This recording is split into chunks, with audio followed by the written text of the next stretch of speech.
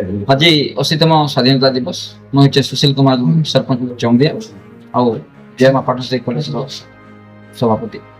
आज सारा भारत वर्ष में बहुत उत्सव मुखर आज 80 वर्ष पदार्पण कर सारी। आज भारत वर्षर समस्त सामग्रिक विकास निहाती भाव बढ़ी चली।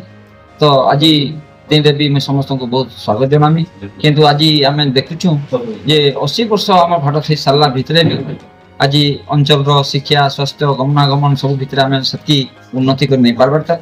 निश्चित भाव यार उपर सरकार जोर देवा कथा और प्रयास करवा कथा। समस्त जनसाधारण भी जेहेतु आम जय जवान जय किसान खाली कहूँ चाषी निहाती भाव किसी विकास करवा कथा कि चाषी आगे जी आशानुरूप चाषी मान भी विकास नहीं पार्बार।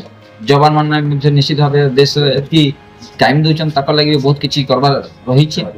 आज समस्ते एकजुट होगा कथा सारा भारत वर्षर नवनिर्माण लगी समस्ते प्रयास करवा कथा। दल बंधन ऊर्धर रही समस्ते आम भल चेष्टा करवा कथा।